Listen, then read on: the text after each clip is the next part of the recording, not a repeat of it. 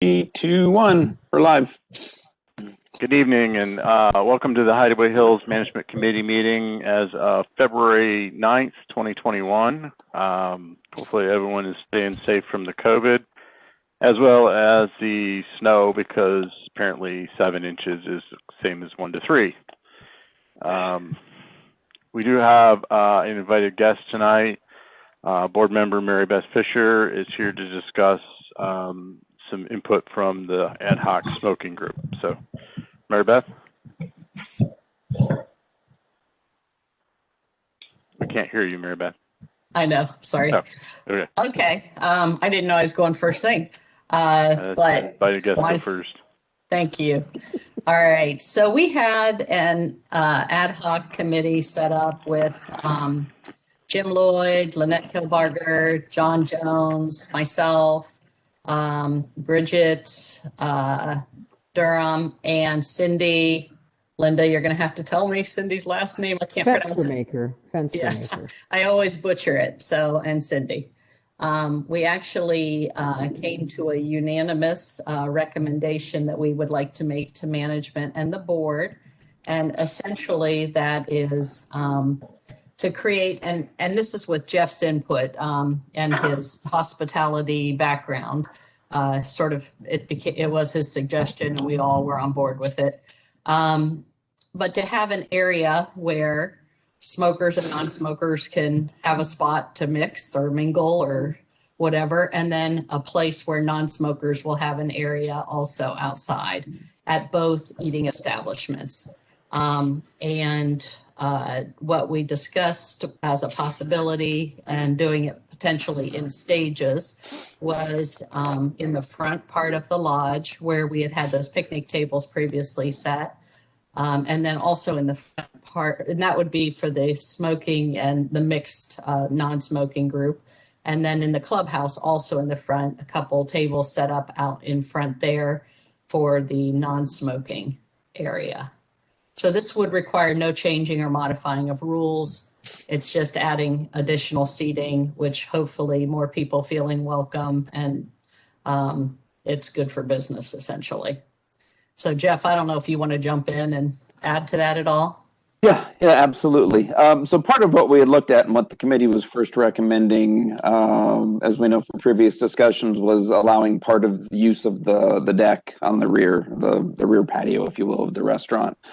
Problem with that is the doors are so close together and so close to everything on the patio that I'm afraid we'd get smoke wafting in anytime somebody opened one of those doors, because there's 2 sets of doors. They're both fire exit doors, so we can't lock one of them down. Neither of them have panic bar hardware on them. And you want the easy ingress and egress when there's not 1 to 7 inches of snow on the ground. So what we talked about doing is instead using the area out front, spacing about 25 feet away from the walkway, which pretty much puts you right at the end of that set of windows that's next to the front door. Maybe having to remove a little bit of that 40-year-old hedge that's right there that Rick is absolutely in favor of, because he says it's pretty much out of control now. Tilling a little bit of ground to get it a little bit more level, and then putting some peat gravel down as the first stage, and allowing smoking past that 25-foot mark. The business side of it comes in where I think you get a few bistro tables, something that looks a little bit nicer than the picnic tables, perhaps even some umbrellas, and getting them out there and make a nice welcoming area that servers would actually serve to, not just an area for people to go have a cigarette or a cigar or a pipe or an e-cig or whatever, but for people that actually sit down, enjoy a dinner that is served to them, obviously in season.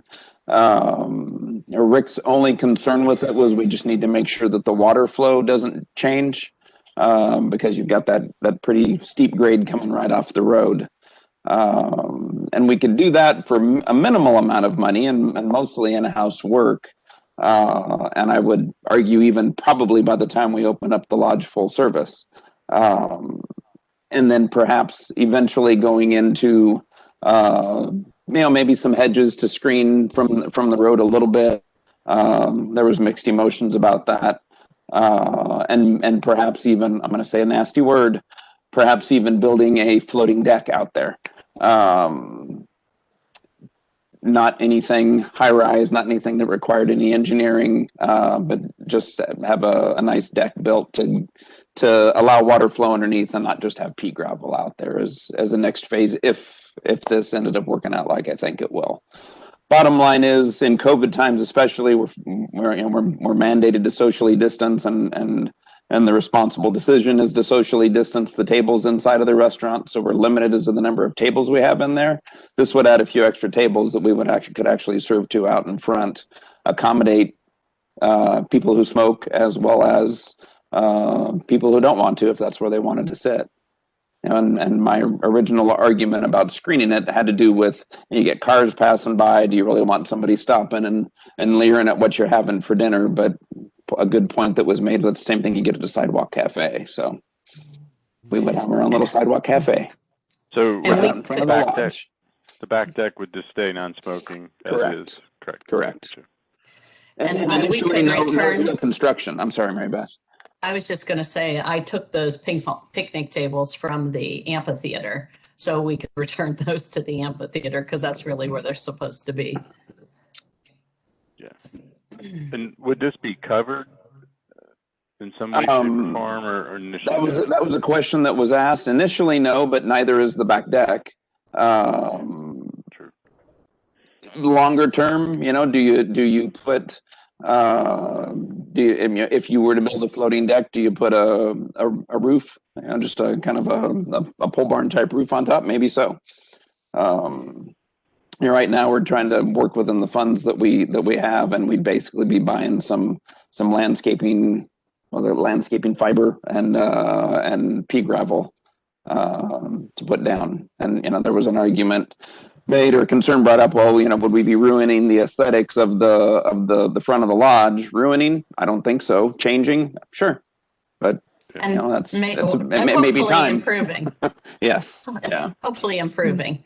And the idea, Jim, of the roof, I think there was an interest in that. If that works, if this looks like an area that's going to be popular or successful, then it would make sense to make it more comfortable for people to use it longer periods of time. And I don't know, maybe they cover the back and the front. We can sort of see how things go. But I think we realized it would be a phased in thing at the clubhouse and the lodge. Yeah, I know the management committee has kicked around for as long as I've been on the committee, where to have a smoking area at the lodge that didn't intrude on other people. And we tried it across the street. People are crossing the street back and forth through traffic, and it's not in the footprint. And frankly, we're just having people sit outside, the parking lot. And we've looked at down below, and there's nowhere that you could smoke and not have the smoke waft up and bother people. So this has been kind of an ongoing discussion, to say the least. I think that's probably the best area for it. And as long as we made it aesthetically pleasing, I think it's probably the best route. I think we definitely want to have some cover there. It's on the west side of the building. So your summer evenings are really hot on the front side of that building.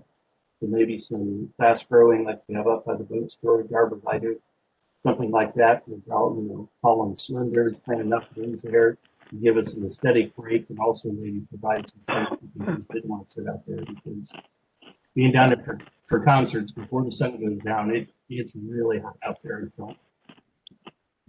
Okay, and I think umbrellas would help to an extent as well. I mean, certainly depending on the angle of the sun. But yeah, I mean, anytime you get some good plant life growing out there, it's going to cool things down a bit. If you can get some shade out of the deal, even better. Yeah, I mean, I definitely appreciate the idea of trying to do this phased in cheap, but I also want to make sure we do it where it looks nice.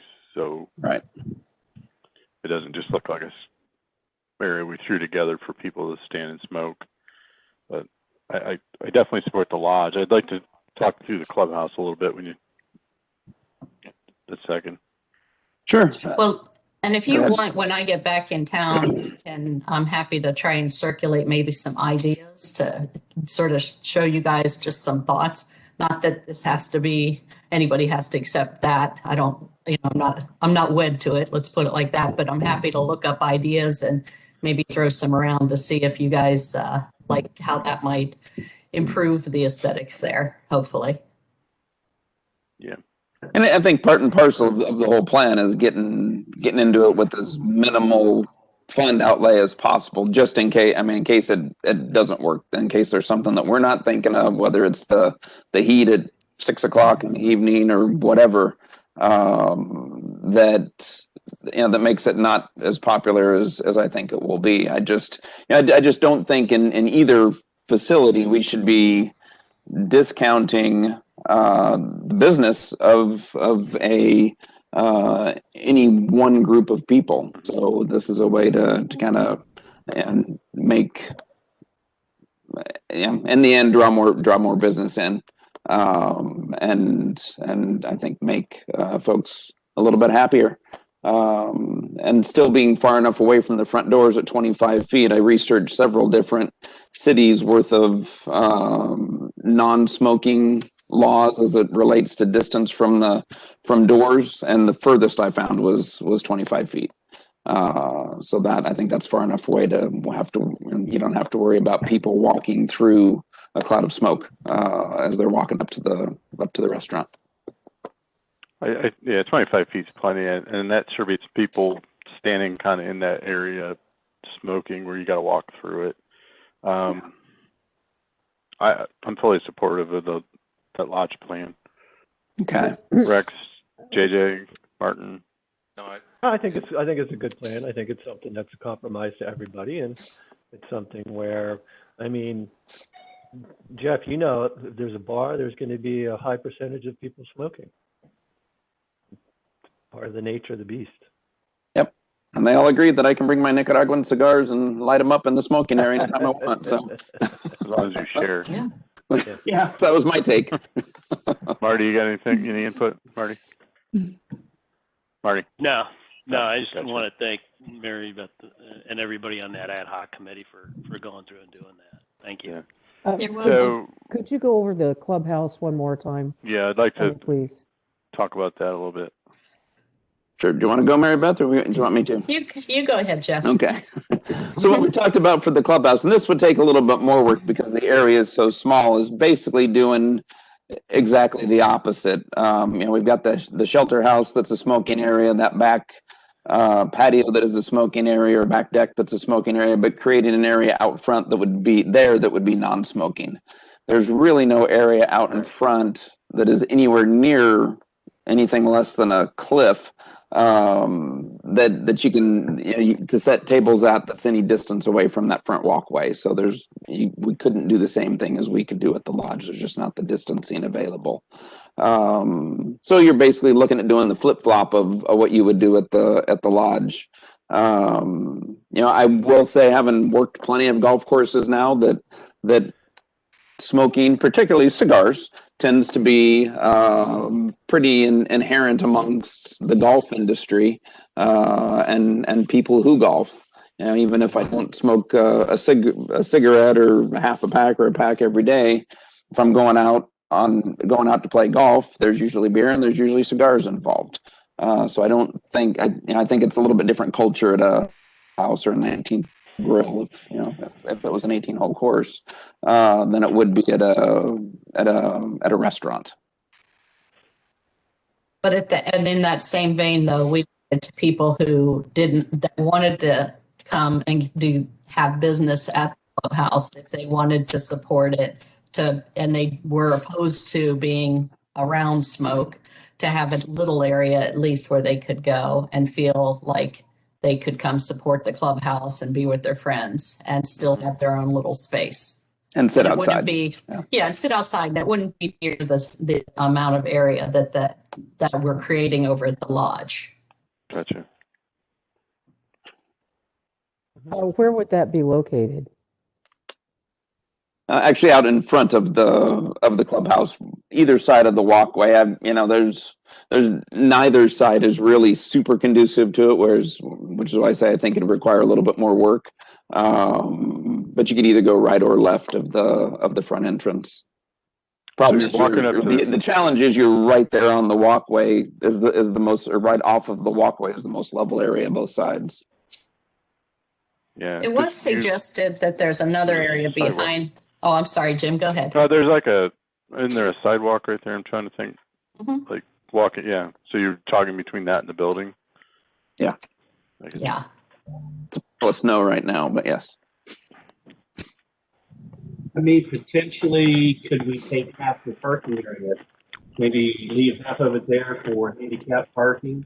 We've got plenty of parking up in the little access road and then up off Newton. Mhm. I mean, that would give us more of an area to set a couple more tables up for the non-smoking. And just move that split rail forward some. That's a good idea. I hadn't thought about that. I mean, that way we don't have to try to level. It's already level, and another 35 feet to walk from the normal parking spot in there shouldn't be a problem. Yeah, that's good. I didn't even think about taking up part of that. And there's plenty of parking right across the street there, so. Right. And there's I intended to drive over and look at the whole area before we talked, but I didn't get to do that. So, but that sounds like it could be workable, Steve. Mhm.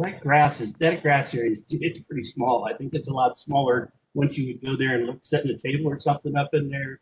It could be. You're not going to get much air if we don't come up with some area. Yeah. So, I mean, Yeah, there's looking at it. There's probably 4 parking spots to the right of the door, which would be plenty. Yeah. And those are just for carts. Those aren't for Yeah. regular vehicles. Yep. So the picnic table would fit there fine. Good. I like it.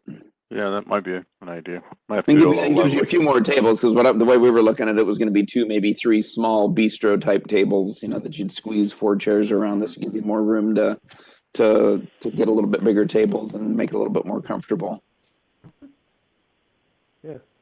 And honestly, with the staffing levels of the lodge, and I was not there to see how it worked pre-COVID, but outside you're not really talking about a server going out and serving tables, only because you don't really have servers there. You have a cashier/cook and or backup potentially during the busiest times. And I think that's just part of that business model there. Is you're not gonna have the sit down kind of service as much as walking up and ordering your meal and then we can bring it out to you. It's a pretty short walk right there. That it is. Clubhouse. Yeah, okay. Anybody else have any like more it. questions about that?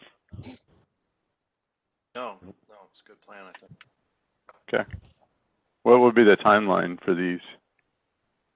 Really hadn't thought about timeline as much for the clubhouse as for the lodge. Some of it's going to depend on the ground thaw. My desire is to get it done before we have a mid-April grand reopening, if you will, for the lodge. Yeah. No matter how we look at it, the clubhouse is going to take more. There's going to be more to it, even if it just means moving that split rail forward and kind of leveling things out a little bit that they need leveled out between the current parking and the grass. Okay. Any other discussion? Nope. All right, sounds good. Mary Beth, you're welcome to stay on as long as you choose or drop off anytime you choose to. So. Okay. Anybody? All right. I don't think anybody needs me for anything else, so I'm gonna go. Okay. Thank you, But Mary I Beth. don't know what else. Thank you, guys. See you later. Bye-bye. Okay. Jeff, you want to take us through the numbers? Sure. And let me ask first, the delinquencies. Do we need to do this every meeting, or should it just be the last meeting of the month because they come out on the 15th or 16th? I would be fine with the last meeting. Okay. Okay. I'm good. So delinquencies, we started off in the middle of January at total overall assessment delinquencies at 31,361. Of that, 5632 has been paid, which was everything except for what's currently with attorneys, and one of the 30 days that's not really delinquent, but that has been included in that, apparently for a very long time. And then 88,870 has dropped off due to a bank foreclosure. So that will not be on February's report. We don't collect it, unfortunately, but we will be paid by the bank moving forward until the property is sold, and then paid by the new owner, and hopefully a new member fee. Yeah, that's always the goal. And then road delinquencies started off on the 15th of January at 3,160. That is all currently with, I'll just say the legal department, if you will. But of that same foreclosure that resulted in $8,800 dropping off of the primary assessments also takes 1,010 away from the road assessment delinquency. Because the foreclosure was actually final late November, we just got word of it last week, but it was final as of late November. We should see the road assessment, if not coming from the bank, then from the new owner, whatever that might be. But for now, the bank owns the property. Okay. What about dam assessment for this foreclosure? I'm sorry? The dam assessment for this foreclosure where they have a monthly claim? Is there an outstanding debt there that we're also going to? Well, it's something that the bank foreclosed on, not for us obviously, but for the mortgage company. So those outstanding debts, they end up just getting charged off. Is that what you're asking, or did I misunderstand? I'm asking, do they have a balance for their dam appreciation? Their dam assessment, was there a delinquent balance? I don't recall. Well, that's just what I can. Are we sitting there with, them still owing 3,000 or 3,400 or whatever it was? Or, Okay. I mean, When somebody else is presenting, I'll take a look at it. I can log on to VPN and find out pretty quickly. Okay. Just a topic, just so we know where we're at. That's going to have to be Sure. added in the final payout. Yeah. I'm sure we got stuck with something. But, Okay. all right, capital depreciation dam allocations. All right, capital is up to 281,772. Depreciation fund up to 276,511. This is as of Friday. And then the dam account is a total on hand as of Friday, 159,439. I was asked the question today, so just for everybody that's listening, what is the difference between the special assessment account, Popular Bank, and the dam repair checking? The checking is what we've been paying out of, but the special assessment account is, because the loan is through Popular Bank, we had to keep $100,000 in that account for the life of the loan to avoid paying 1 full percentage point higher on an interest rate. So Sort that of a will end up collateral having, account. what's that? Sort of a collateral account is what we Yes. set up at. Yeah, that cannot go below $100,000 until the loan is completely matured and paid off. Otherwise, they will back calculate all of the interest at that point higher and charge us for all of that interest. Apparently, that was part of the agreement. So they're always combined, but the 101,000 until that loan is paid off is unusable, untouchable. Okay. Okay. All right. Any questions? No news and notes. One of the most exciting topics: copier and printer and scanner. Couldn't get any excitement in that. Okay. So we are in a situation now where we did a computer upgrade back late last year for everyone in the office, and that upgrade included new CPUs, monitors, pretty much everything, but also upgraded from Windows 7, I think, to Windows 10. So the current copier multi-purpose unit, scanner, copier, printer, fax, does not accommodate Windows 10. It's a good unit other than that, but it does not accommodate Windows 10 and apparently is not reasonably upgradable to Windows 10.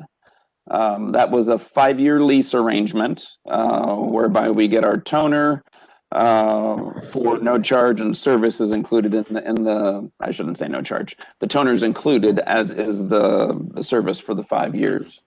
There's 17 months left to pay on that, about $8,600 left to pay.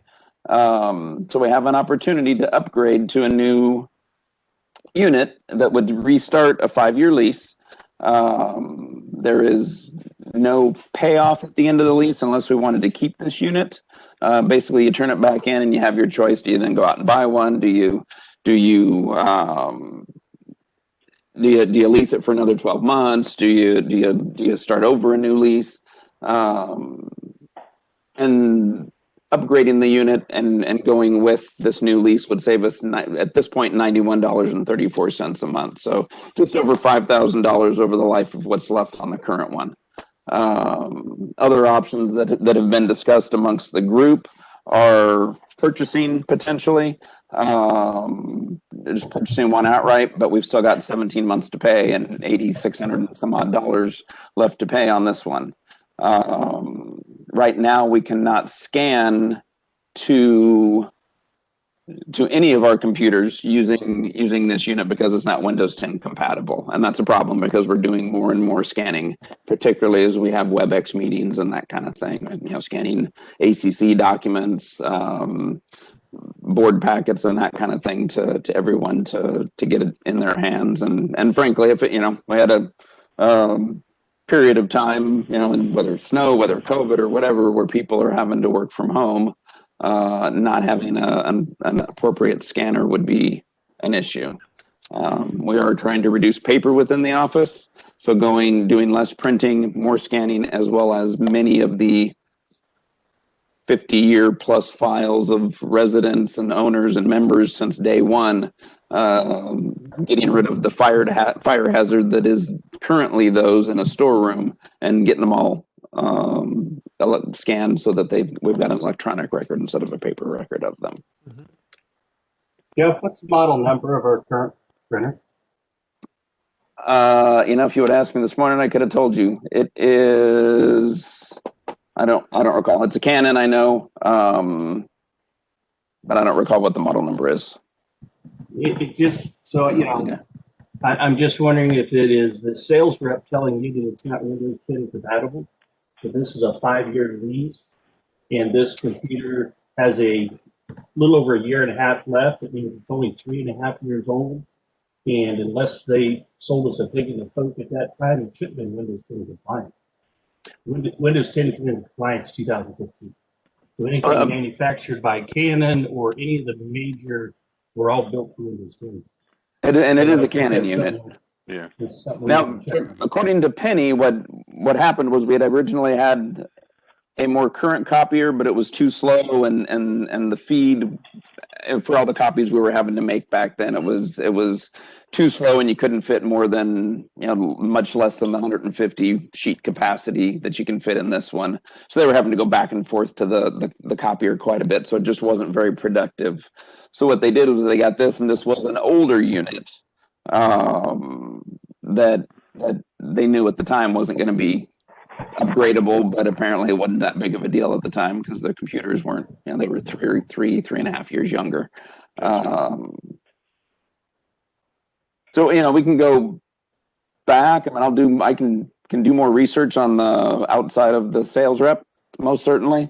But this company we've apparently been leasing from for quite some time. This current one isn't the first printer that we've leased from them.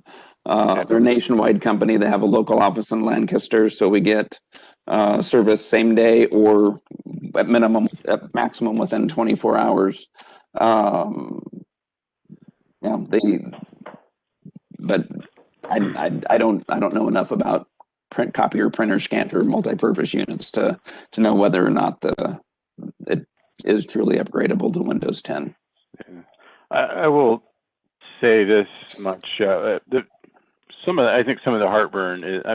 I know Modern Office Supplies I've seen them be a little more pricey than anybody else. But the problem we have is with 17 months left on the lease, we're sort of stuck because they got cancellation fees and all sorts of things in there. And so we really can't, we're sort of keep getting on the hook because we can't price shop this with Konica Minolta or some other local outfits to see if we buy buy it or we get a better rate on a lease. So the problem is we keep renewing, we keep continuing to be stuck with them. I think that's where some of the heartburn is.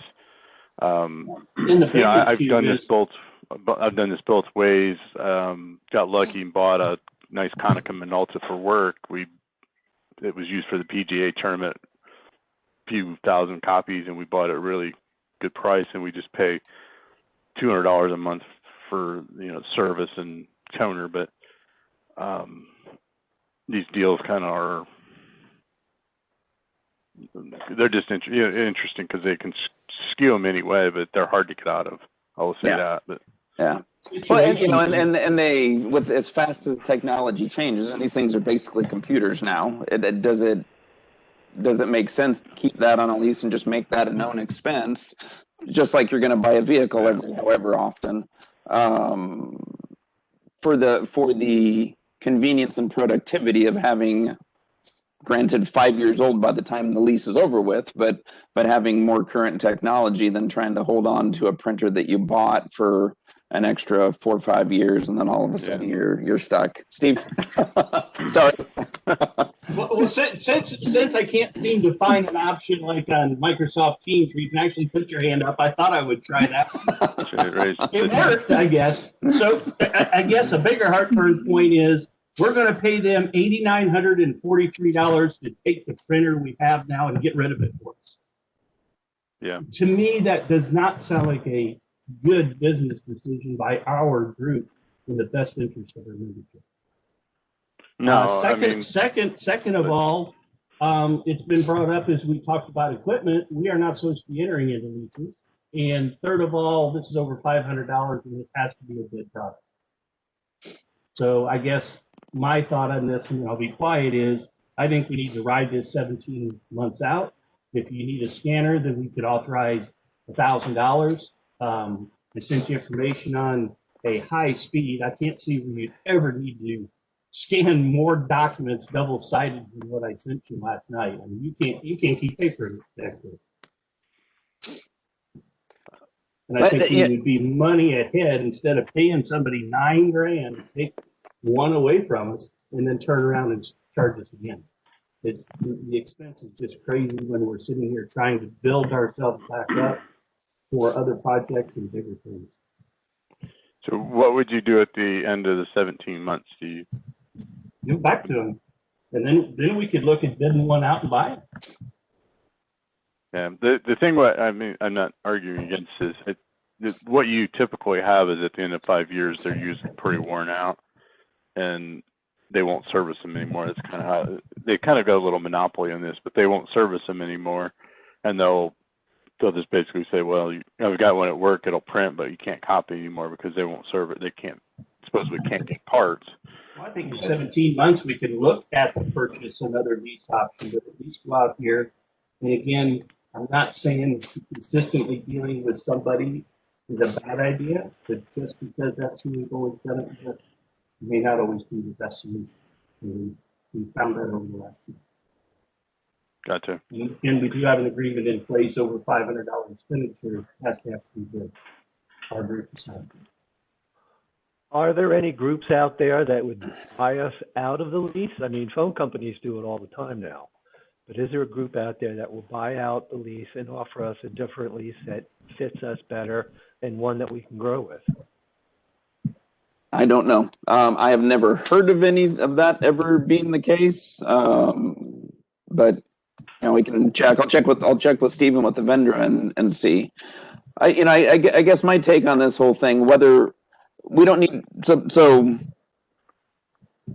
hopefully we can all agree that part of doing business is you give people tools they need to do their jobs. Okay. Exactly. We got brand new computers for everybody, brand new monitors, brand new system. We pay an IT company every month to manage that for us.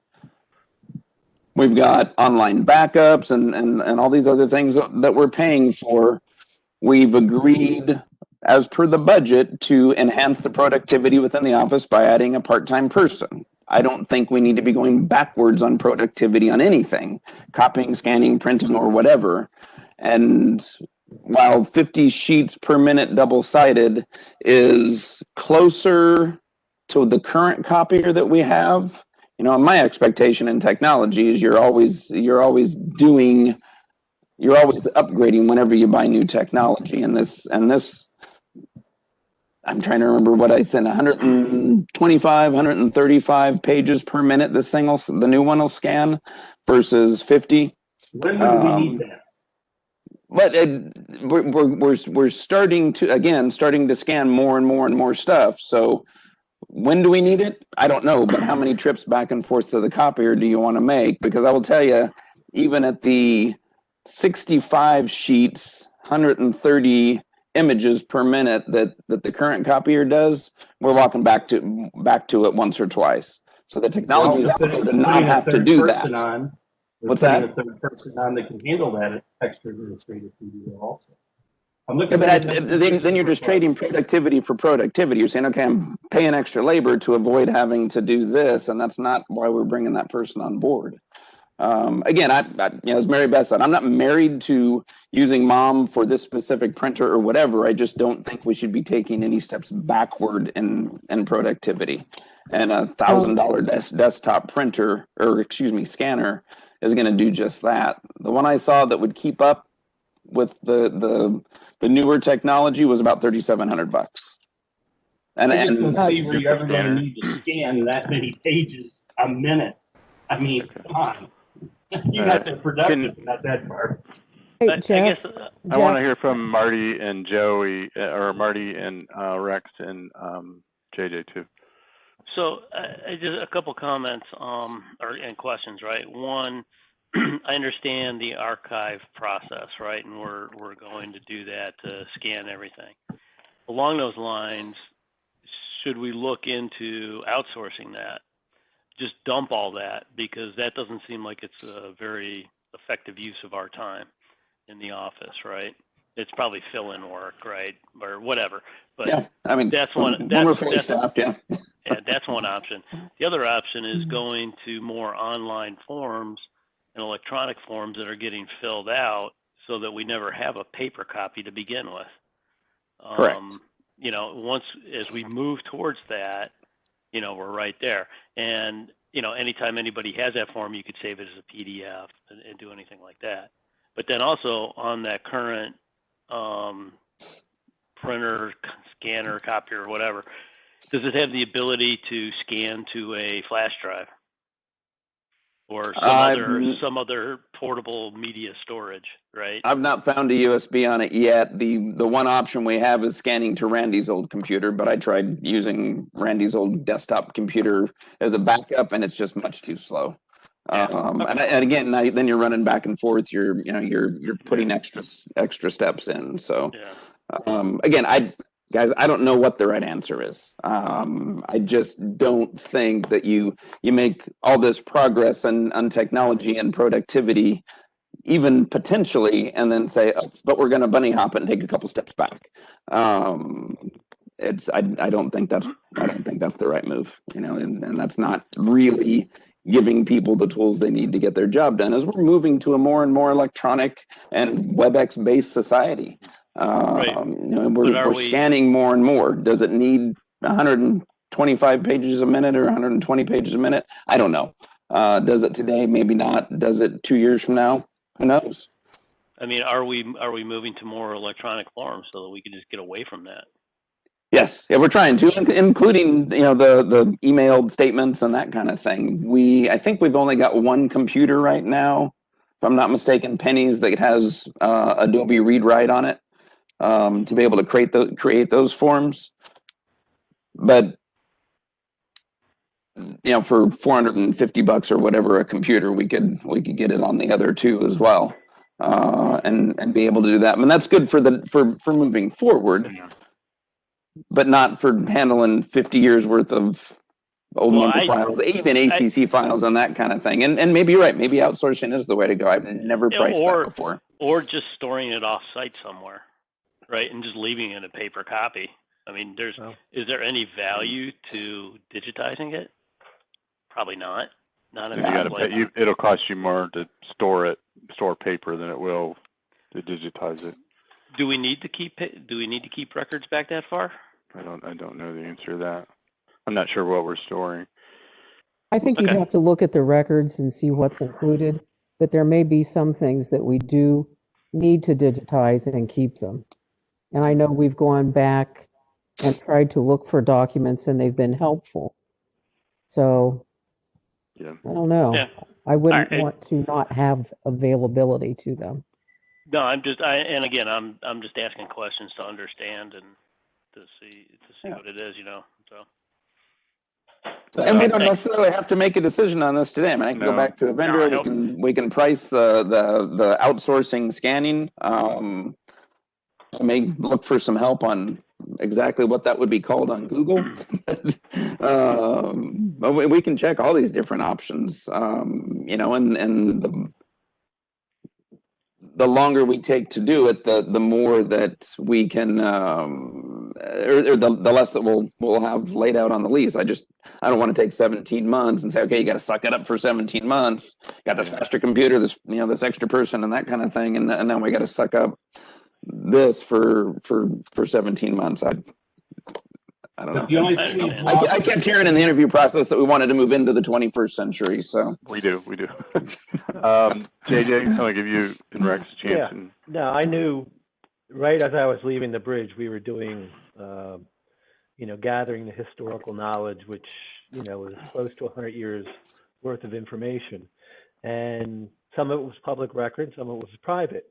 We did look to have it outsourced, and it cost us, it was pricey just due to the fact that some of the information there was private.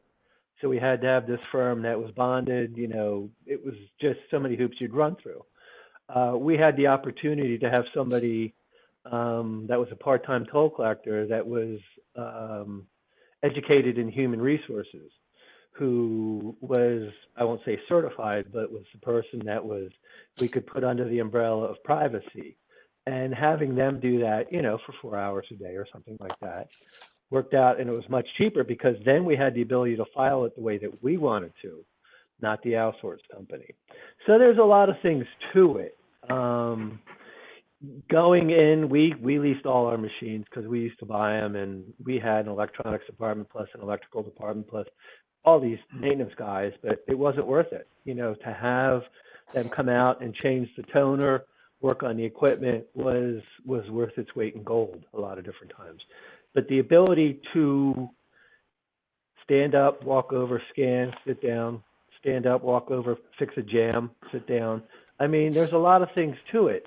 If it can become a scanner, that is something that we use both for scanning old records, putting them into electronic files, and then also scanning information for meetings, things like that. I think it's well worth it. We're in the age now where the minute you buy the computer, it's worthless in a week. We realize that. I mean, the phone, every day you turn around. The thing is, it's going to cost us, no matter how you look at it, to keep up electronically. It's going to cost us more. But that's the price of doing business nowadays also. yeah. yeah, and I'm sorry, I think I interrupted Steve. Rex, Okay. What's your thoughts? Well, I mean, I agree with the heartburn. It is frustrating and we're stuck with a problem that, someone else thought they were doing the right thing, but it doesn't look like it worked. And so I think we're just trying to not do that to the next group 3 or 4 years down the line. But I also agree that we are trying to give our people the best of everything. And this is the nature of that business. They get you with the lease, they get you in, and it costs money to get out. I am frustrated that we have to pay $8,000 to buy out 17 months to get what we need, but it sounds like we made that decision 3 years ago when we downgraded the copier to get, you know, to get a feature we needed that we probably should have got the first time. So Yeah. so we're paying for something else, and I just don't want to make sure that we don't put the next group in the same situation because we tried to save some money this time. So I mean, I Jeff's been in the middle of this. I respect that he's going to do the best thing for the club and for us, and so you know, I agree that it is difficult. We're supposed to take a bid over $500, but we're stuck with this vendor. I think it's bad that they're not offering us an out because the lease is something that is now out over 3 years. But I think we're stuck, and we have to do what's best for our employees, and what's best for the club in the future. And unfortunately, that might call for us to spend more money than we should right now.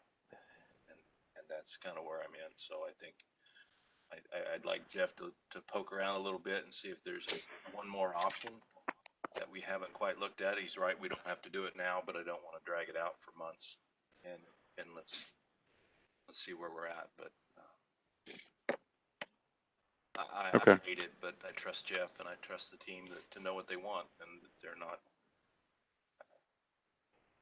There's no history. Yeah, unfortunately, with this scanner, copier should have lasted the 5 years at least, and unfortunately it hasn't. But let's table this for one meeting and we'll talk about it again. In the meantime, Jeff, you want to talk to a vendor, see if there's any other options? Or, Absolutely. I can get you a contact at Konica Minolta to see if they would be willing to do anything to get our business. And then, Steve, if you've got some scanners, you want to send those around, we'll look at them and see if that's not an option, but it needs to be comparable to what this copier will do. I think so. Well, I'm only looking at a scanner to get us through the 17 months. And then once we get rid of this $9,000 boat anchor, then we could go in 17 months and get that super high speed, whatever. And then we'll actually have a scanner that's paid for plus a new one and a new copy scanner back to you. So I mean, it's not like it's ever going to become an obsolete piece of equipment. I'm just looking, just trying to, you know, to spend $8,900 now to take out our trash really sounds just not right to me. Well, yeah, we got a request for a new pickup truck. We got to do something with package storage. We need another mower. We're going to need a dump truck because one of these days it's just going to fall apart. And yeah, you know. Oh, I'm not in favor of paying $8,900 just to pay them to take this piece of crap. We're either going to sign a new lease and hope this one lasts 5 years, or we're going to have to buy a scanner and ride out the 17 months. So just trying to figure out the best option for our staff and the club. So, okay. Anything else? I get it. Yep. No yeah, argument. I don't think paying $9,000. $9,000 to have it hauled out is not going to happen. Well, it's upside down in the lease. Like, unfortunately, they trap people who Yes. buy automobiles, you know, and everything else. And it's, oh yeah, we're going to roll that right in and pay that off for you. No, you're going to still pay it off. Yeah, you're paying They're it not one way or another. But They're not losing money. no. $9,000 to buy us a zero-turn mower. Close to it. All right, let's move on for safety of it. You don't want to be here all night? Not really. I've been sitting in this chair all day. I won't make it all night. Yeah, JJ's on injured reserve. All right, update on quotes for excavating silt in the golf course irrigation line. We did get a quote for having a dredging, I don't know what that thing was, but it looked pretty cool. Dredging piece of equipment. Rex, you want to talk about that, and Jeff? And then where we're at with, like, do we have any other quotes as far as just trying to get a small bit of dredging done? I can't. I just saw what you saw, so I really Okay. I wasn't involved in that one. Steve was actually more involved with this most recent quote, and it came in at right around 95,000. We were hoping it was going to be less expensive. It is certainly less invasive. but in order to do the entire channel, we're looking at about 95 grand, and that is a I got an system. update on that one. Oh, did you? Yeah, so if you want to wrap it up, then I'll tell you, I talked to him today, just because I knew we were having a meeting tonight, he was available to talk to him. Okay. Let me know when you're done, and then I'll tell you what I heard. Okay, so it's basically it's a really cool piece of equipment, and we wouldn't hurt ourselves to purchase something like that sometime down the road. But it's basically a barge with the hydraulic pump and shredder, for lack of a better term, on it. That'll kick up the silt and then pump it. I don't remember what the distance was, but basically over the river and through the woods to an area that we deemed fit, and we were looking at potentially North Beach as the area to plant these bags, and they're essentially bags that the silt and water pumps into. The water drains off over a period of time, and then you seal up the bags and get them hauled off. The other quotes that we had now that was for the entire channel. The other quotes that we had were 65,000 and 60,000 respectively for the entire channel, and then 20,000 and about 25,000 for a 20-foot wide part of that same channel. Most certainly I've seen there's been a lot of interest and talk, just as much as the revolvers that we'll talk about later. There's been interest in, how about Myco? Well, what are we doing here? Somebody that pitched, that offered to assist in terms of risk management and making sure that we're getting the proper vendor and whatnot. But I think it deserves to be recognized in this meeting and for anybody that's listening tomorrow that this is really just legwork as we look at how we improve the health of the lake overall. It's not, hey, we're going to do this year. There was no money budgeted for this year. So it's not something where we're going to say, okay, hey, we got the greatest bid, we got the best bid, let's pull the trigger. But something where we're doing research and seeking quotes so that we know, as Rex gets his committee together and looks at the health of the lakes overall, kind of how that can progress and what we should expect to be able to, or to have to spend annually, or does it make sense to purchase our own equipment? The one bid we're missing that we had hoped for was from Jim Downard, who has worked with us before, and I guess he's just so busy. He tends to be the low bid, and that has kept him exceptionally busy.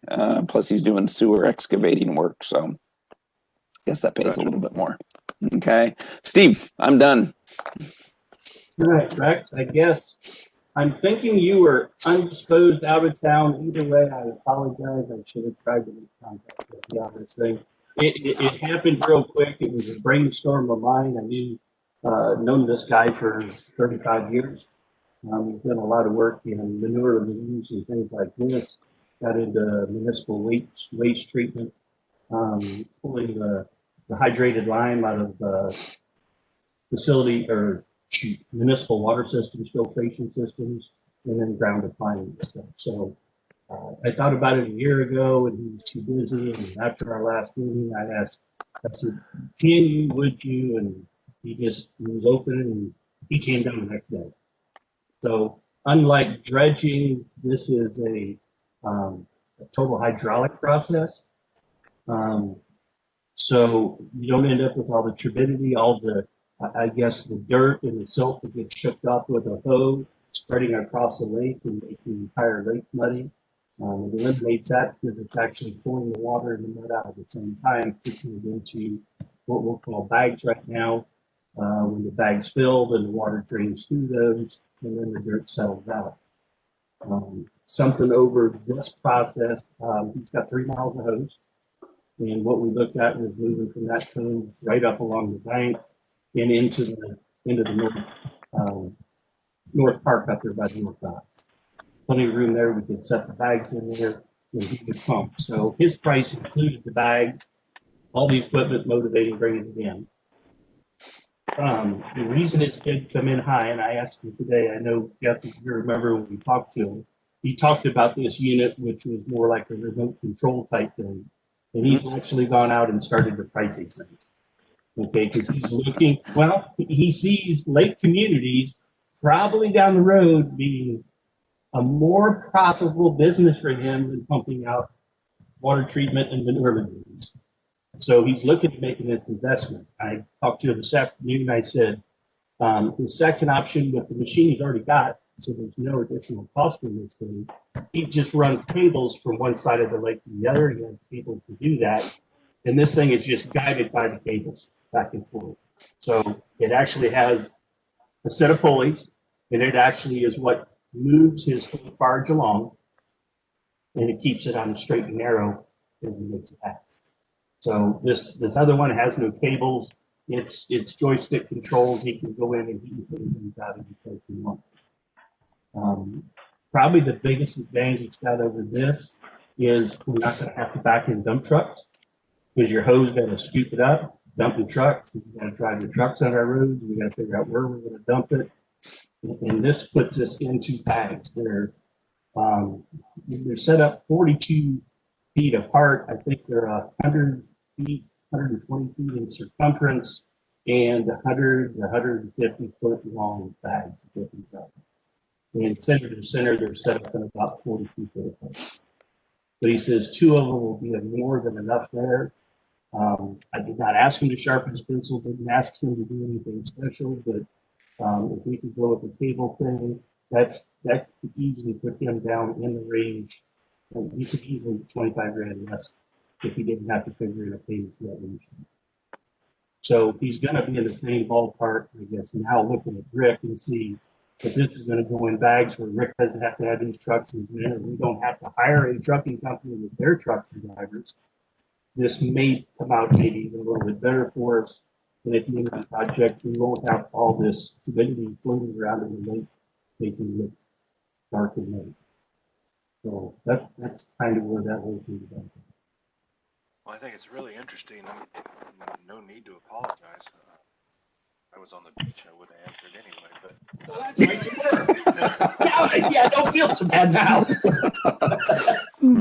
It was really cold on the lake that day, just so you know, Rex. So thanks for. Sorry. But yeah, I mean, there's so many reasons to go with a situation like that rather than the barge and the dump truck. And I mean, we'll still have to truck that silt out at some point, unless there's enough room to spread it out once it's dry. But these are just things we do need to investigate, and that we need to keep in contact and kind of determine how much is done. That other information you sent, Steve, from that other lake community, that was an amazing project they've been doing, and they do it in-house with a barge and a hoe, and it was interesting reading. I mean, we're going through the same thing, and I thought, well, here's somebody that's already spun those tires. We got to look at it. Yep. So it's just all going to be good, but yes, I agree. We're not ready to do anything, and the other good thing is with those systems, we don't have to worry about having access to the cove from the road because we're doing it through the water. That's the way to go. So. Yeah, that opens up the entire lake to us. Yeah, it does. All the coves in North Park. The only way to dredge North Docks is like we did last time. We don't ever want to have to do that again. No, I'm never taking that lake down 8 foot to do that again. That was bad. All right, JJ and Marty, do you have any comments? No. Marty just wants to get out there and rewire that thing. The only thing I could think of, is there any odor to the silt? I mean, when we did dredging along the river, the Delaware River, there was areas there that when they brought the silt in, I mean, they'd pump it in that way too, into a cell, and then the water would run off. And every once in a while you get a little odor. It's just, I don't know if that can be a factor with the neighbors up in the North area. JJ, I got to say it, but that was in Jersey. Okay, so. Understood. Understood. Oh, Marty, that was low. South Jersey, not North Jersey, South Jersey. Yeah, I've been to Camden. Yeah, we- JD, I would say that years ago, I mean, they've done different dredging projects before. They typically just, when I moved in there, most of North Park was covered in dredging material. We didn't really have any problem. The nice thing about North Park is that there's not a real house real close. There's one fairly close, but not right on top of another house. And we didn't really have, even when we did North Park, we didn't really have any type of smell or issues off the dirt coming out of there. Yeah, once it dries out, it was fine. In fact, Marty, you were talking Camden. The amphitheater in Camden was done with our dredge materials. They built the whole side mountain to make an amphitheater. That was all out of dredge. That was all out of dredge materials. Yeah. So I guess the smell went away, huh?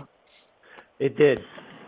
But when it went back to Camden, I don't know really what happened to that. All right. So basically, we're not going to move forward right now until Rex's group has a chance to make some recommendations and keep looking at these options with these dredging machines.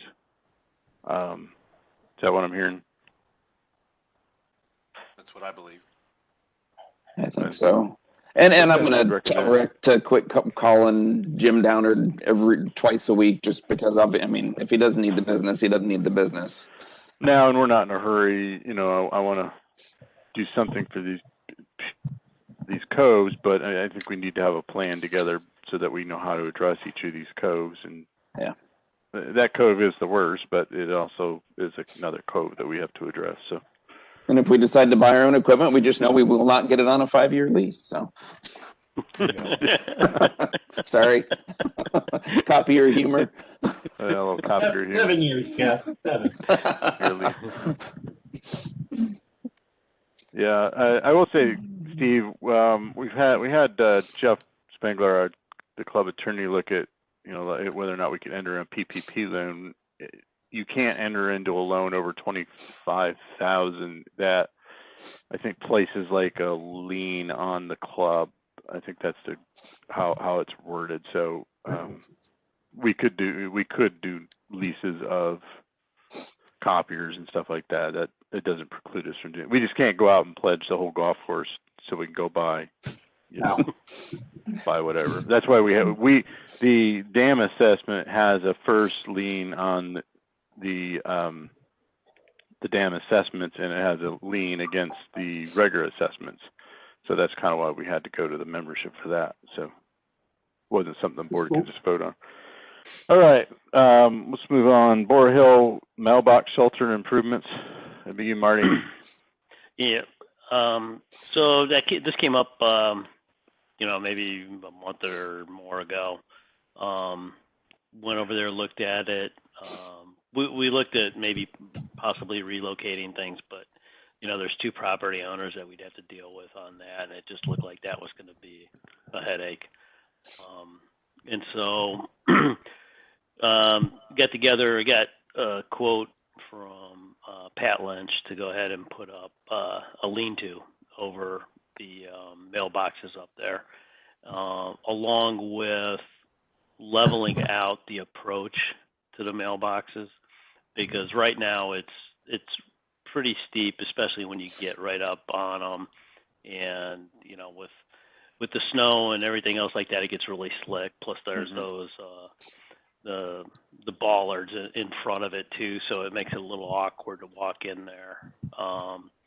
So he sent in that proposal. I sent it over to you guys along with the pictures that I took and some of the measurements and some of the rough sketches that we have on it, just to kind of update everybody. And it's, his quote was roughly $8,000 to do everything on there. So and that would regrade it or make it so, or a step or something, so it's not so. You gotta make sure it's handicap accessible. There's no steps. Okay. What that would do was we'd fill it up, the approach on it so that it's more level, so that you can easily access it. The bollards would be removed, so it would go all the way up to the existing concrete on there. As far as like drainage and things like that, obviously the lean-to is going to go backwards, so all the water's going to run off behind the back in between the mailboxes and where the gate is, right? And that area is still basically left open because that's where the maintenance guys will back their truck in to go work on the gate. So we have to leave that accessible. Gotcha. And then everything else will just run off down, anything run off down into the creek. That's down or into the little ditch down below it. Yeah. I will say this has been a problem back there for a while. It gets icy, it gets slick, members fall. It is a safety issue for our membership and the mail people, and it's something we do need to address. My question is, do we need to get some additional quotes on that? We probably should, just to do it. I mean, I went and did this because it was the quickest way to get a budget number to see what we're looking at. I agree. But yeah, given $8,000, we certainly should do it. I'll leave the copier out of this one. No copier anywhere. Should we do a lease on this thing? Can we? Yeah. 10-year lease. Rex and JJ and Steve, what's your guys' opinion on getting some bids and getting this done? I think it's always good to just get a second opinion at least, just to look at numbers. But then the only thing is we have to make sure it's apples to apples. Yeah. And Right. make sure everything's the same. Yep. I wonder if you could block out, don't give many of Lynch's information, just so that they can say bid this same project. Or what I'll do is I'll send them the same information that I sent. Yeah, Marty did blueprints, so. Yeah, so I did a couple sketches, and there were some pictures that had our dimensions on it. So I'll send them the same thing. Okay. And then we could do that. I really don't want to send somebody else. It's probably not right. It's probably not fair. I just didn't want. I wouldn't want to have his pricing information, but if you want to send them the same blueprints, just do we have some other contractors we could get to bid this? Yeah, I'm sure we can find. Yeah, I'd like to get a couple more bids, but I'd like to get this done soon. I think having that be in a slick area for memberships, I don't want somebody to get hurt there. Yeah. So I know that as far as Pat goes, he can do it this year. Spring, early summer. Gotcha. Get it out of the way. Okay. Okay, but I'll follow up on that. I'll try to get another couple bids, and we can go from there. Okay. Anybody got any comments, questions about this? Needs to be done to improvement that will impact a lot of people. It's definitely a safety issue. Steve, pull your microphone around so we can hear you better. Yeah, I couldn't really hear you. Your microphone, pull it around closer to the front of your face. There you go. Yeah. Now unmute. Now you're muted. Okay, now? Yeah, now There you're you better. go. I just don't like this thing. No, I said, yeah, this is a safety issue. It's important. It impacts a lot of people, not only from inside the hills, but I think the people coming into it. I mean, the other two are covered inside this one. Yeah, and mail does get wet in there, and it's just not a good situation. So, okay, so we're gonna get a couple more quotes, and we'll make a decision and move forward with this. Yep. Okay. Thanks. Security package storage options, Mr. Jeff. Oh, if you could all solve right. this problem, I would leave the management committee happy if you could just solve this problem, because Okay, so we have till August, huh? it could be next. Okay, week. so You can solve this here problem. here is the scoop. We get packages of all different sizes. We get window AC units, we get refrigerators, we get mattresses, along with just little tiny packages and that kind of thing. So there is currently, and I'll just get a little bit historical here for the listeners in the audience. There's currently a 12-foot long storage shed that was added on to the security office. I want to say we leased that initially, just throwing that out there. Well, so you guys started out with that building. Did we? Now I know. We leased it because we thought it was going to be short term, because we were going to build a new security building, and we just never And then had we money. cut a hole in it, and Was that a 5-year lease? Sorry. All right. Leases are taking on a life of their own. Yeah. Anyway, Um, Jeff, go ahead. so with the 420 to 450 more or less packages that we're still getting every week, when we're well beyond the holidays, there is scant space left in there. If we were to take everything out of that shipping container, there would be times where we wouldn't have space. There would be things sitting outside, and I don't think that is acceptable. So we've got a couple of different options short of building a security building, and I'm convinced that these would be less expensive options. One is you can get the prefabbed sheds. You can get, and they're like a tiny home almost if you really upgrade them. But we could get one that is 20 feet long instead, same width, and provide ourselves another 8 feet linear feet worth of storage space. And then take the apparently leased shed that is 12 feet, close up, put a door on the side of it that we cut open, and move it to where the shipping container is right now. Okay, and I don't have costs on any of this. This all came up Friday. I can The tell other- you. I'm sorry. I was just going to say, I can tell you, I was looking at pricing on one of those sheds here for a 12 by 20. Mhm. It was $8,700, and that included delivery and setup. Okay. The cheapest I found was out of Columbus, and I didn't drill down as far as delivery, but it was just about $5,000 for gabled roof. So yeah, I mean, for under $10,000, that could be the fix. Other option that Rick brought up is actually, the shipping containers, as ugly as that thing is, they're pretty bulletproof. Building a roof and 3 walls around that shipping container, painting the front of it, and having all of that 40 feet or 38 feet worth of storage space that would cover us for a very long time to come. And I'm going to go back to same thing as with the copper. I don't know the right answer. This one I really need help on, because we can't get to a point where we're leaving members' packages outside in the elements and open for somebody to drive by and be quick on their feet and grab a package and take it. But we don't have enough room, even with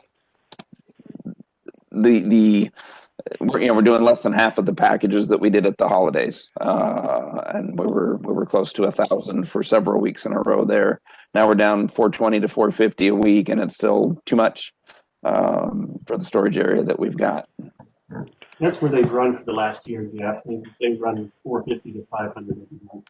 That was okay. So, I mean, that's not a greater number than we've handled in that building. But with that being said, too, I've also seen that building, so you got to move stuff out, find a package, and walking through there is just impossible. So, Yeah. So Jeff, if you got a bigger shed and attached it and got it painted, why would you move that existing one just over in the parking lot? That would need to, I think, be your holiday storage, because you still have that. I'm not convinced that 20 feet would cover you during the holidays.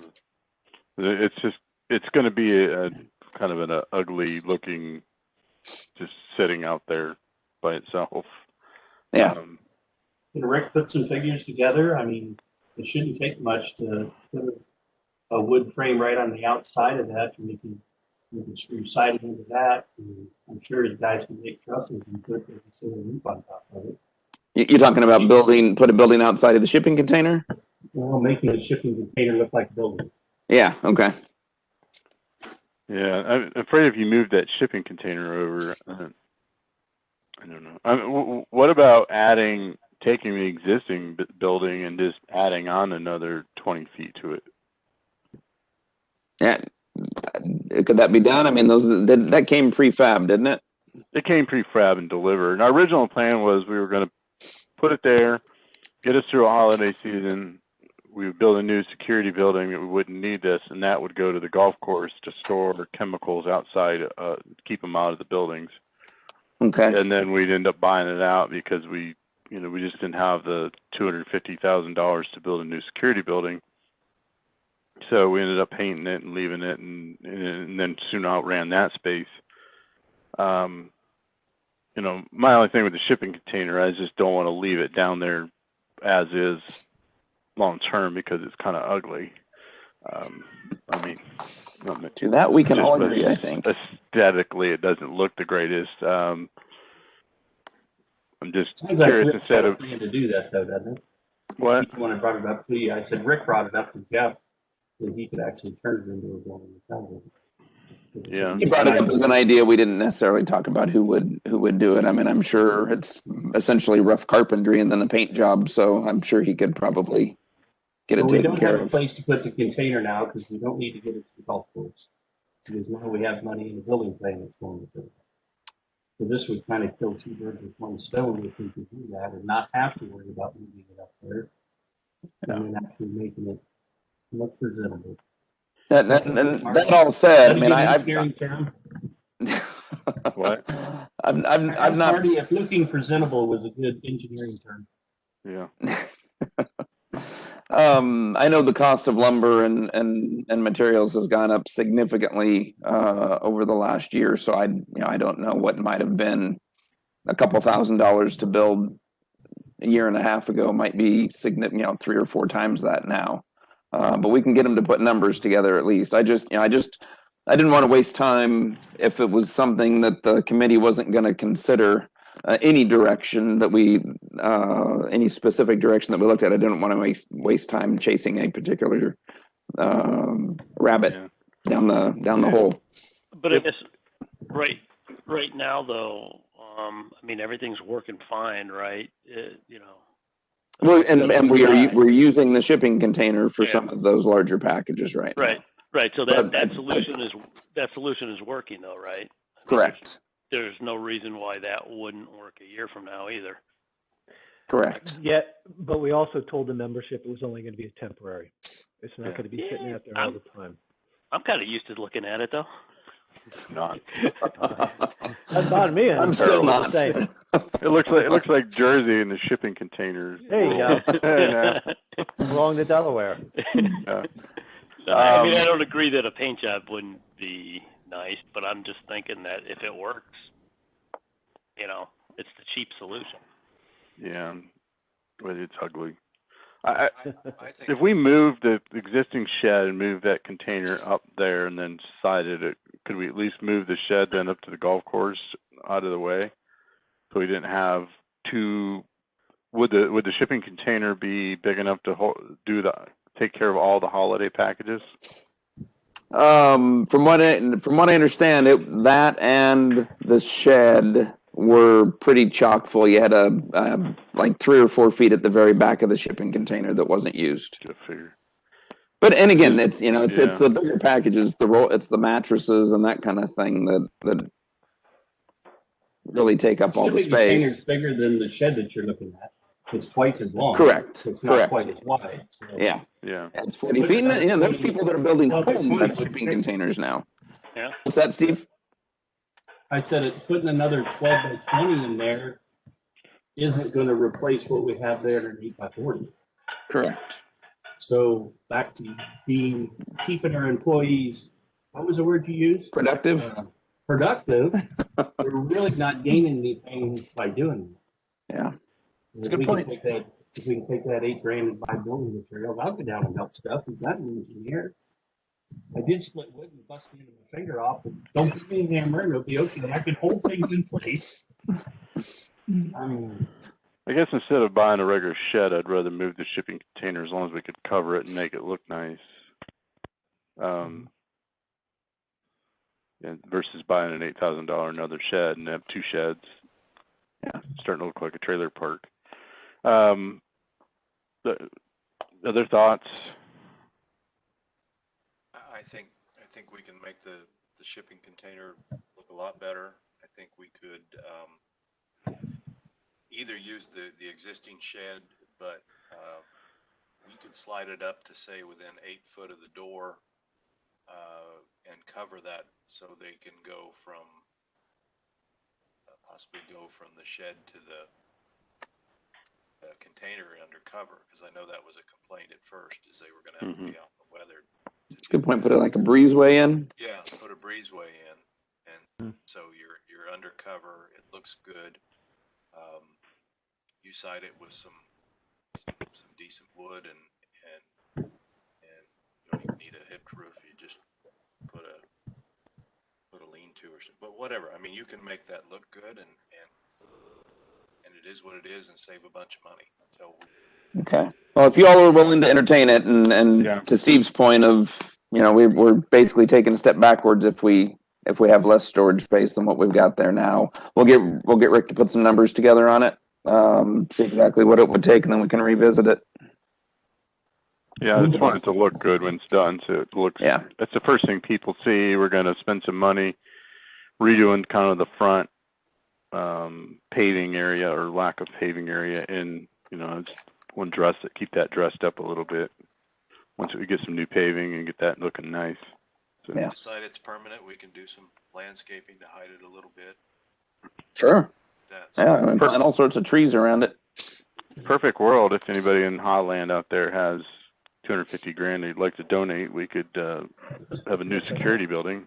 we name it after you. Put their name on the side of it. We'll put your name on the side of it in a small little spot up in the corner. I don't see that happening. All right, so if we get some numbers, I'd like to see kind of a drawing of what this would look like, but maybe we can just go down there and Rick can kind of explain it. Okay. But, all right. Sale 3 Smith & Wesson revolvers. All right. So history here, as I understand it, Randy showed me these things. They've been sitting in the safe for a better part of 40 plus years. Back in the 60s and early 70s, the security department at Hideaway Hills they were commissioned police officers, reserves, if you will, or at least deputized by, I want to say it was the Hocking County Sheriff's Department. So we had armed security back then, and apparently supplied them with their weapons.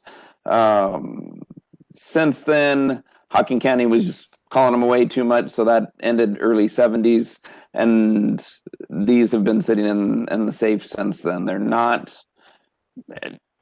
They all need to be reconditioned to some extent. The bluing shot on all of them. A couple of them are, they have some rust on them.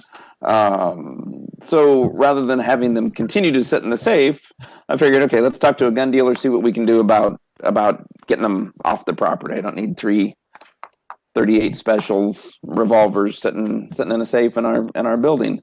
So Rick was nice enough to take them, and got and talked through with Jim, and Rick knows a gun dealer close to where he lives, so he took them there. We got an offer of $225 a piece, or $675 for the 3 of them. They are apparently, according to Rick via this gun dealer, there's 6-round 38 specials. 2 of them are 4-inch barrels. One of them's a 5-inch barrel, and they are all Model 6s, which came in various barrel lengths. Googling, they're worth somewhere between $350 and $400 in excellent condition. So, my thought is we just go ahead and sell them to this gun dealer. I think, as I mentioned earlier on, we've had a lot of interest in them since the minutes came out. But I think versus having a bidding war, and more importantly, versus contributing any liability at all to Hideaway Hills Club by selling these to anybody other than someone that's licensed to recondition them and sell them, I think it's best to sell them to a licensed gun dealer. Personal opinion. I have not sought legal advice on that. I'm sorry, go ahead. So when this came up, there's, people say, hey, how about we just sell it? People make a couple offers. And my thought was, if we're going to sell them to members, and typically what we do is we do closed bids, and, somebody would just have to make a closed bid offer on each one. And then we set a date, and that's how we typically sell things like vehicles or whatever. I don't know if that puts us at any liability risk if one of those are get misused. Obviously, it's a private party sale. It is legal, but I don't know. Can they come back on us for selling them to somebody and then they get used in a crime? But I think we sell and we'd have to do a kind of an auction type. It's just a closed bid auction. You just stop in, you look at them, you put your bids in. But I did already have a text too tonight from a board member wanting to buy them, wanting to make an offer. So, Linda, I guess from a board's perspective, what is it just safer to sell them to a gun dealer, or is it okay to just auction these off and sell them to private members? You know, one thing that we haven't brought up is, what if the gun's defective? It would just be Doesn't sold look as is. We'd have to sell it as is. Member, Yeah. Yeah, but still, that is more of a worry when you sell it to a member than when you sell it to a gun shop. Then it becomes their there's a problem. higher level of competence there when you're selling to a gun shop that they should know what they're buying. My comfort level is with a gun shop. Agreed. Steve had a point. Pace. Well, my point is, with the world we live in and liability, I agree. But I think maybe a couple pictures and maybe send them to a couple. I mean, who knows? What was that, Steve? Again, you would Send 'em- rather? Send them to a couple of gun dealers, Oh. you mean? Yeah, just take some pictures of them. We've got a bid from one. We haven't announced what that technically is, but I mean, they're available in Lancaster too. But I think a dealer he's taking that on, and he knows that he's got gunsmiths, and he knows what he's taking on, and that takes our liability. I'd love to have one of them, but after thinking about this, that's the way to do it. Well, and you know, and frankly, I've got Check no with a couple problem of them. with letting membership know what gun dealer we sold them to, and you know, and we can even Yes. talk to that person about, hey, anybody from Hideaway Hills, you need to give right of first refusal on these things if they come forward. And I do think it would benefit whoever wanted to purchase them or to buy a reconditioned piece of equipment, you know, whether as a collectible or what or whatever, than buying something that the bluing's all shot and has some rust on it. Yeah, that doesn't necessarily make it inoperable, just ugly. There's a guy in Bremen that has a gun dealer also. My thing would be, I mean, you sell them to a gun dealer and he resells them, even if they're as is, he's doing the background check and taking the liability risk of, you know, he's verifying that they are legal, they are authorized to own these guns. So if you want to, do you want to give him a call tomorrow? He advertises in the Echo.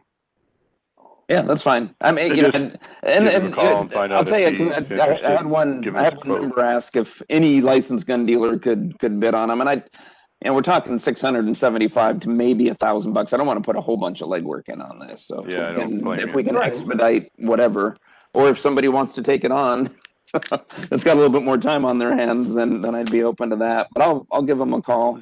Anybody want to You call can that take Bremen pic- gun dealer and take him over there? I'll do it if you can get me some pictures of them. Absolutely. Well, Key see, we things would you- trust you to take him in there if when his shop's Oh, open. no, You could give him- You won't let me buy one. I'm kidding. The key thing is they're going to want to see what they are in serial numbers. Obviously, Yeah. if they have a serial number, there's no gun dealer going to touch them without a serial number. So Yeah. at least Yeah, I'm then sure they have serial numbers. they could do their research and they can see the condition of them. Okay. If you want to look at them better than we can. So yeah, if you can snap picture each one on both sides or something, kind of shows the condition and the serial number. I'll be glad to go and check around. I will do that, and I'll take one picture with the cylinder closed and with the ruler next to it, so they can gauge barrel size in case that is an issue. Okay, All right. Steve, if you want to come and look at them in the office, that's fine. You know, just let me know when you're coming. Yeah, we'll see what tomorrow turns out. I've had 2 weeks on this. Are we selling them with the powder and the packing stick also? Coonskin No, and cap even. And I get rid of the Powder bag? corroded. I get rid of the corroded ammo that was sitting in that safe along with them. Pellet? It was- Probably a good idea. Yeah. I would like to just do we need an motion on this? Cause I'd just like to clean it up tonight and never have to go back to it and just do a motion. No, we're gonna sell. I think it's clear. Everyone's agreed. We'll just sell them to a dealer. We'll just get the best price and Yeah, move that's- along. Okay, great. Yeah. If we can get, yeah, I don't want to spend a bunch of time on this either. I think everyone's comfortable not selling them to members and just, we can make it known where they went and they can go make a deal on them there. And I'll second Rex's motion. anybody I opposed? went in favor of the unmotioned motion. On motion. Rex, well, I made a motion. We just sell them to a dealer and we'll get the best, Jeff can get the best price and we'll be done. Exactly. Fair enough. Sounds like a plan. We can make it known to anybody that where we took them and they can call and make their own deal. That's outside of us. Okay. Here, here. Jeff, you got lodge updates. I think we've already covered the smoking plan, but We did. Waiting to hear back from a bank that Jim had referred me to regarding our payroll protection program loan eligibility. And this is where we got Jeff Spangler, legal counsel, thoughts on could we actually enter into it since it's a loan, but since it's a non-collateral loan, we apparently can. Once we hear back on eligibility, then I basically, between Jim and I, we've got the application filled out. We would just need to submit it, and we were looking at $49,000. Is that correct? $49,000, yeah. You know, we're and- gonna keep pursuing this, yeah. Yeah. Yeah, I think it would be a big boost to the lodge, most certainly, in the fact that it is fully forgivable as long as you're spending it on the right things. But the right things include mortgage payments, which we don't have to worry about their utilities, cost of food. I probably wouldn't push the whole cost of alcoholic beverage thing, and payroll, and then other supplies like disposable supplies and that kind of thing. So You can spend it on any payroll, any amount of payroll, so it doesn't have to just be lodge payroll. The way the program is it's all payroll. Well, it would be a boon for the club then. There you go. Yeah. So anyway, more to come on that. Right now it's just like we're waiting to hear back from this guy. There is a question as to whether, help me out, Jim, the 501c7 is what we are. Yeah, we're a 501c7, so there's a question on whether or not that is allowed. So, or that was under the plan, but yeah, we're definitely going to keep pursuing it. The whole paycheck protection program was the idea was you keep people working. As long as you keep people on payroll, you can get forgiveness for that. So doesn't have to be earmarked lodge or whatever. It's just having people on payroll. But whether or not our legal entity is allowed to apply for that is the question. So yeah. And if not, I mean, it took 20 minutes to fill out the application. Jim, you spent a few minutes on it, and then the banker's doing all the work for us. So yeah, you might want to ping him again. Sometimes he gets busy and doesn't. Sidetracked. Just ping him again and say, if you found out anything about this. So unfortunately, none of our banks we directly deal with accounts have our SBA lenders. So that was why we had to go to Park National Bank. So yeah, but we posted on Facebook yesterday, and then I tweaked it today on the lodge page. We've got a couple Valentine specials going on. This was Jeannie's brainchild, and I think it's a great idea. We won't do the dinner salads on Saturday, but treat that as a Valentine's Day celebration. She's going to feature lasagna and chicken fettuccine Alfredo, like a chicken fettuccine Alfredo casserole, versus having to worry with our limited staffing about food prep and service times. We'd actually have Cindy out there serving it cafeteria style. A portion is a portion. It would be pre-cut, including garlic bread, including a side salad, for $7.95 a person. So that would be the least expensive Valentine's dinner I've ever purchased, because my wife will just not let me take her to Chick-fil-A on Valentine's Day. So anyway, Jeannie's got it all set. The food's ordered. if I set it up as an event on Facebook also, with the goal being, let us know if you're coming so that we make sure that we've got enough food prepared. Because anything that we don't prepare and sell, we'll send down to the clubhouse and let Chris do a lasagna and or fettuccine Alfredo special. Gotcha. Okay. Do you need any management committee help? I am unfortunately not available this weekend, but I'll be there. Steve. Okay, Saturday would be great. That's when she's going to do that. I'm there on Fridays until whenever necessary. Okay. Yeah, we talked about it last Saturday when I was there and running some Okay. ideas behind me and things like that. So, Okay. yes. I'll be available the next weekend. Okay. And then do know at the end of February, the last 2 weeks of February, Cindy and Gavin will both be out. So that's when we can really use y'all's help. I will, if I need to, depending on who can help on a Saturday. I'll come on Saturday if I need to. Okay. One of those 2 weeks. But it's basically Gavin handles doing the pizzas for us. So you get somebody the opportunity to do pizza, and then the other person would have the opportunity to do salads is really what Cindy's been doing. If you're a phenomenal soup maker like Cindy, you're welcome to do soup as well. No. Okay. I can open a mean can of Campbell's, but there you go. Yeah. So all right, we'll definitely we can all pitch in, we'll help a little bit. Except for JJ, he's still on injured reserve. Okay. So, That's week of 19th and 20th, and 26th and 27th. Is that right? Yes. okay. So not this weekend, but two following. Correct. Just in time for Jim to be able to come back. I don't have to be this Saturday. If somebody's really got an ace to go work, Okay. I would volunteer. Okay. And I can spend time in back doing pizzas or salads if necessary as well. Then I don't have to be out front. She people. She does have all the tables in there and they're marked, and it's the table markers, which she knows just to help us out. Yeah. Until you learn everybody's name down here, she says, well, that's Joe and Linda's. Well, Yeah, right here. but if we have Met you with the mask on. What's your name again? Yeah. Um, Staff recruiting. Yep, we'll start that. I've actually got job descriptions put together for Indeed for both front house supervisor and a chef. So we'll start getting those. I'll have those in there by Friday. I would hope to today, but ran out of time. Also have our Gordon Food Service rep looking for chefs for us and or cooks, because now's not a great time to have been a hotel cook or executive chef a year ago, apparently. So you might have some pretty qualified staff out there. It's just a matter of will they make the drive. Yeah. Is the Gordon's food service pricing under Avenja much better than what we're paying? Yeah, there's I think 2 items we've found that are higher than what we were paying at US Foods.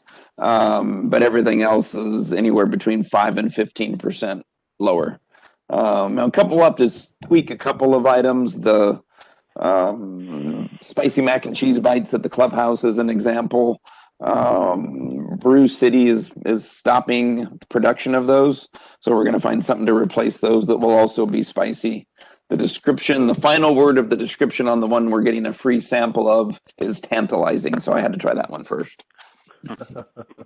Gotcha. All right. Okay. Smoking area plan. We did talk about the clubhouse. Okay, so Chris out for a few weeks. Apparently, to several people who made phone calls to poor Chris, that means that she was fired. No, she's not fired. She is out on leave for a few weeks. So, it's all about the wording. Apparently, it is. Do know that I would be much more sensitive if that was the case. So, she'll be out starting tomorrow for somewhere between 2 and 6 weeks. Recruiting for additional help for the clubhouse as we start to prepare for the busy season. We'll start near the end of February. Give us about a month to bring people in and then get them trained before the April 15th. Open to 7 days a week and that kind of thing. And then as of today, we have our guest tap at the clubhouse is now Elvis Juice from Brewdog right here in Canal Winchester. Good stuff. So I hear. Is our current staff going to be able to handle ordering and managing the clubhouse? I'm doing the ordering. Jeannie's gotten pretty adept at ordering, so she actually did it today. But then Renee and Sydney both know to do a quick inventory for me every Tuesday morning, and then get it to me by Tuesday afternoon. That'll work. Okay. So we'll be fine on the ordering side of things, and Renee and Sid have between with Chris got the scheduling worked out. So okay. All right. RFID gate controllers.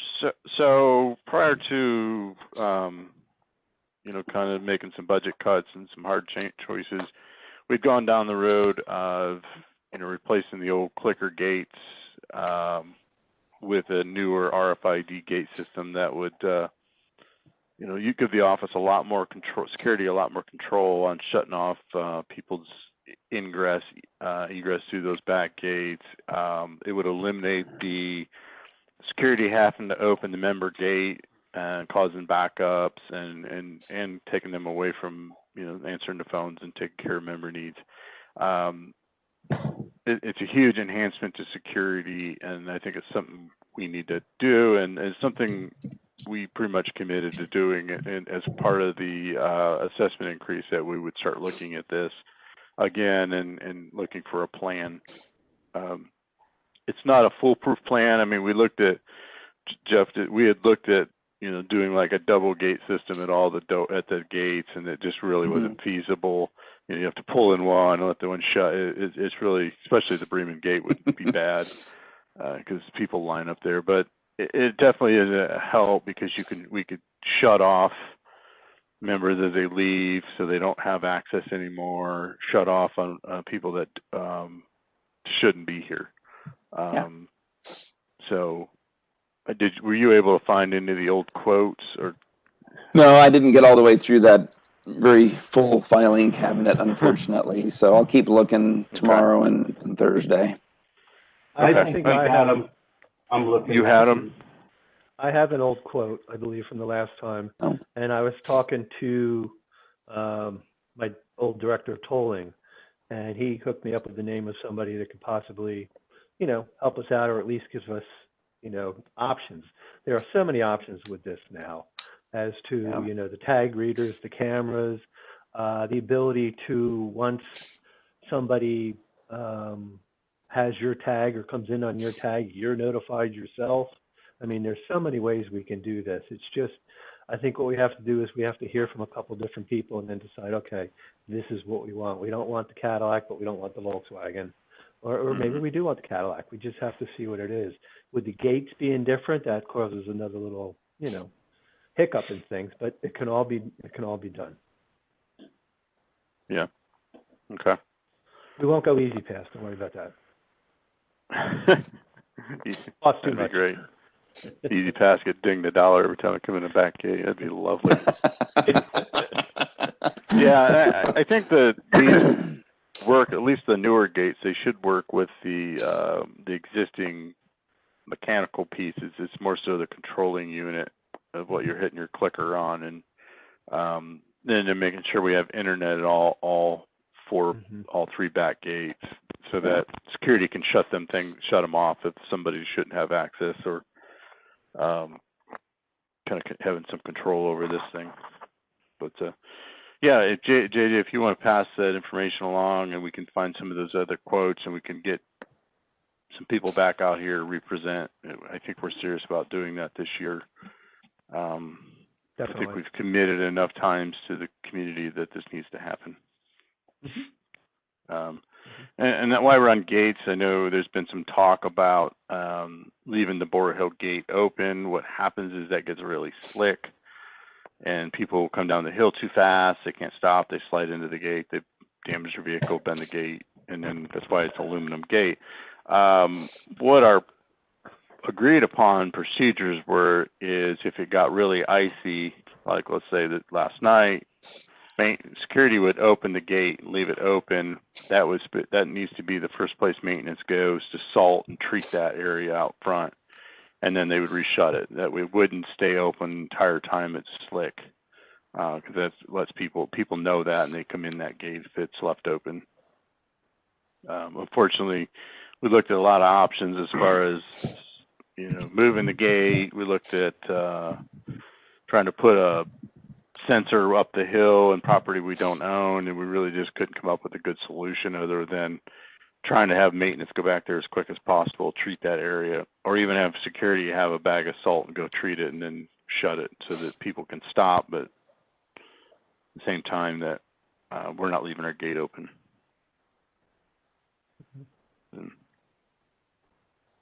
Any other comments on that? So I just want to be clear, we're not going to leave the gate open. Is that The only time we leave it open under our current policy that management agreed to a few years ago was security would open it only as long as it took to get it treated, get maintenance in here and treat the area outside that gate, and then we'd reshut it. Just so people don't come down the hill, hit an icy patch and slide into it and, basically permanently shut it. That's what we had agreed to before. That it would be left open for a short period of time while we've got maintenance or security to treat the area. there was an agreement? Are you familiar with it, Jeff? Mary Beth had forwarded it that back from 2016, I think. Jim Krieger that was Yes, putting for the management committee at he the was time. the chairman, and that's when we had discussed this back then, as far as trying to come up with a solution to not leave it open. Okay. But Yeah, I mean, there wasn't a whole lot of detail in it, other than I know there were several thefts around that time, so it was brought up as an issue of concern. The gate had been left open apparently numerous times for extended periods of time. yeah, And that the management committee agreed unanimously not to keep it open is what I think I read. So yeah, left open basically like a week at a time when it was icy, and we don't want to do that. And the current plan, hypothetically, the gate shouldn't be open more than a few hours until maintenance can get it back there, or security can get back there and treat the area with some salt and some cinders and make it stoppable. But okay. I think that was kind of the direction we went.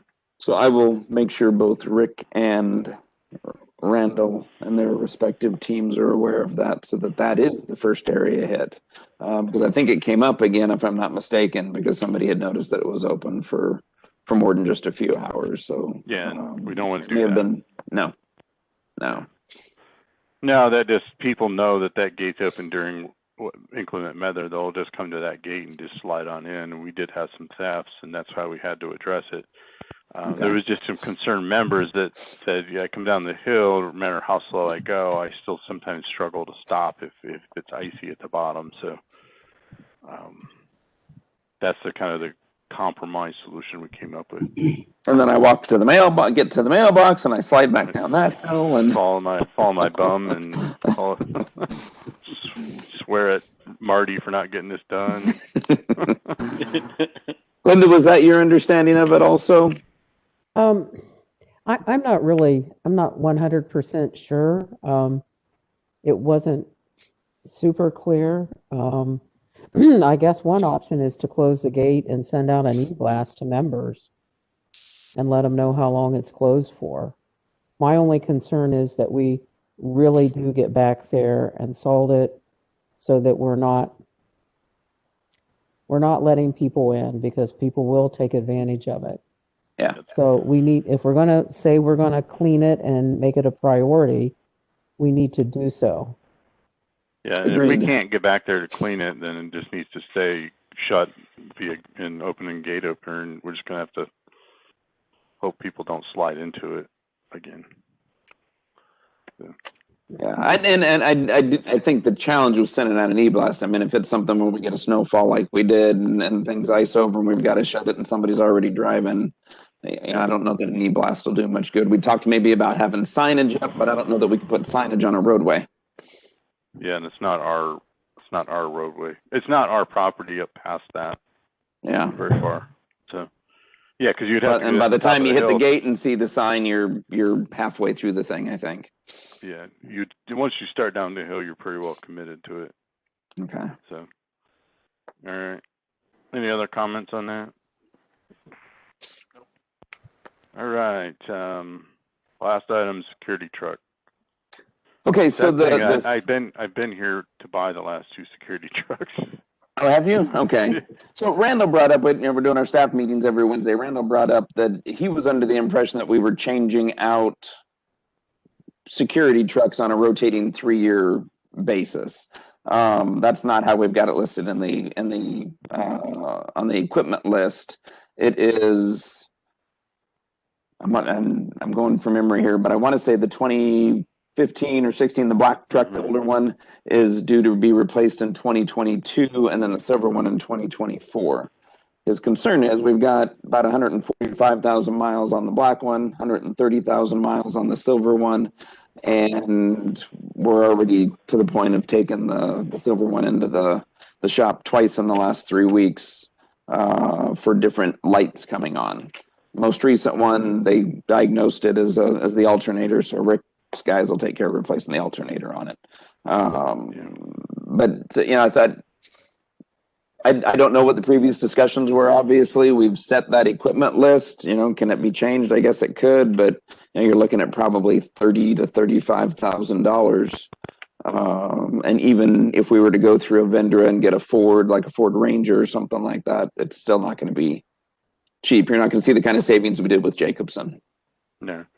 So when we bought the black one, we had an old Jeep Liberty as a backup vehicle for security. It was a pile of crap. We sold it pretty cheap. But so we bought the black one. We ran it for 3 years. Again, our plan was we had traded the old one in, got a decent trade for it. We traded it in. We got the black one. We kept it for 3 years. We said, well, we got rid of the Jeep Liberty because it was pretty well done. And we were going to trade the black one in and buy the gray one. And, we didn't have a backup vehicle. We kind of got to the notion of saying, well, why would you trade in a perfectly good vehicle that we've owned when we need a backup and we need a vehicle for like the general manager to drive? We need a vehicle for backup for. So we decided to keep it, and we went and bought that new gray one, silver one, outright, and it was about $35,000. And it's kind of hard to find that model of Toyota just because it's kind of it's 4-wheel drive with the base amenities, but it doesn't, in a crew cab, but it doesn't have all the fancy. It's not super fancy, but that was in 17. I believe that's a 17 model. So yes, it's been 3 years, and but it's just gotten pushed on the depreciation listing just for the mere fact of priorities and money, and we didn't hardly buy anything last year, so it definitely got pushed, and it may become a problem.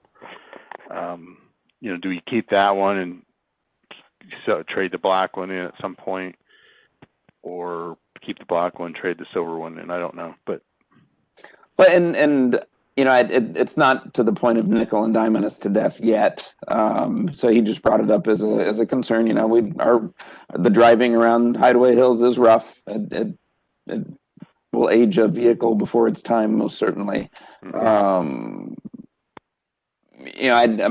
guess what I would say is let's at least get through 2021, and if we have to put money into it for repairs, then we'll do so.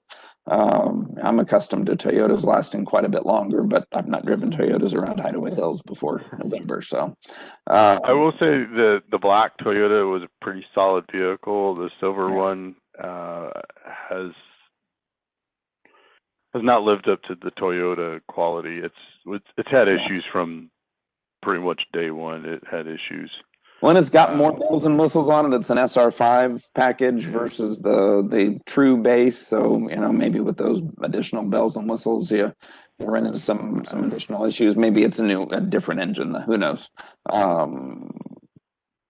But I guess I'm just bringing it up as a point of information versus anything else at this point. And I don't think it would be one that we would want to push back. And frankly, it may be that in 2022 we need to trade in the silver one instead of the black one. And just keep the black one as the backup. That Yeah. might be a possibility, yeah. I definitely think we need to, when we look at the equipment listing, consider pushing that up. We have to have a reliable security vehicle. Yeah. So,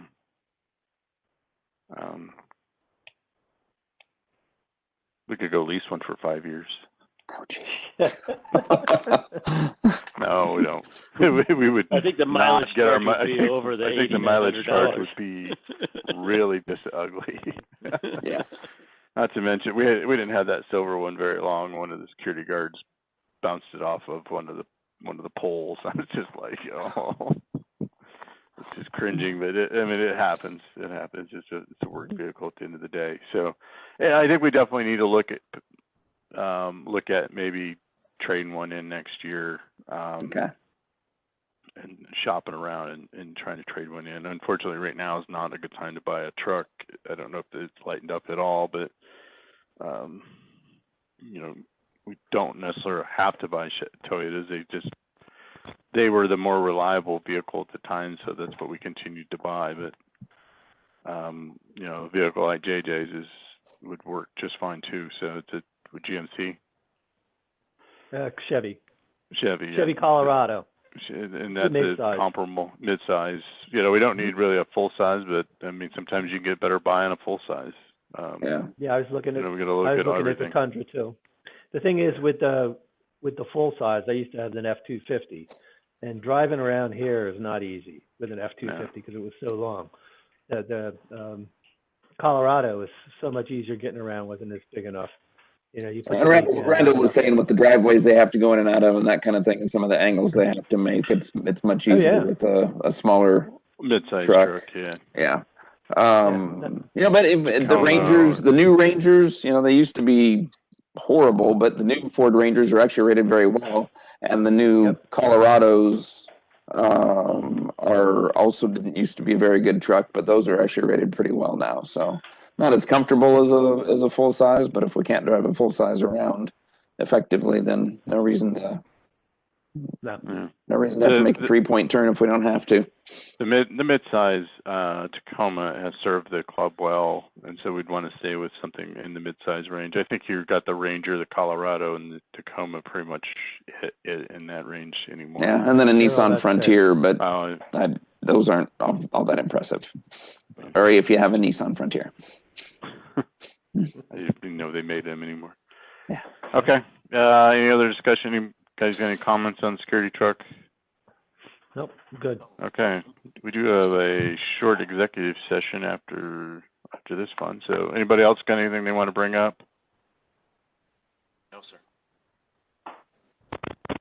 Speak now, forever hold your peace. I will say really quickly, we are currently pricing 0 turns. We've got it on the depreciation list this year. I'm happy to learn that Jacobson does sell a 0 turn, so we'll be looking actually at 4 different options there: John Deere, Toro, Jacobson, and Skaggs. So we'll have bids for you. Probably not by the next meeting, but I would expect in March. Gotcha. Yeah. We just had priced around last time. The Skag was the best price, but I don't know. I assumed it's performed well. The last couple of years we've had it, but okay, that'd be great. Okay. All right, we can end the video. Okay, 3, 2, and oops.